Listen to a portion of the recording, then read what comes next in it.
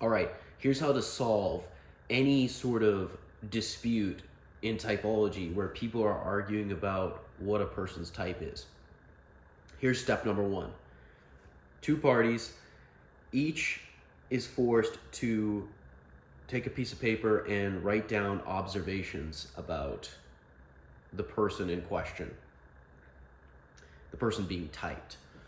And they're only allowed to make observations. They're not allowed to use typological jargon, terminology. They're not allowed to say TI, TE, SE, SI. They're not allowed to do any of that. They're only allowed to make observations in plain language, not jargonized language. Plain language observations. And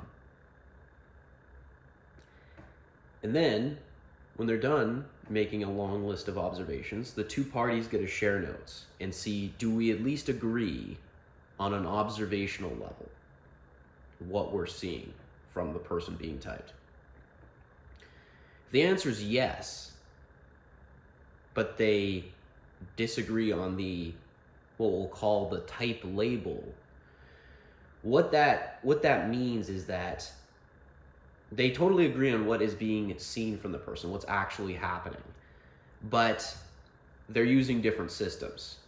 Or in other words, for example, let's say that one person says this is an extroverted thinking leading type and the other person thinks that it's an introverted thinking leading type.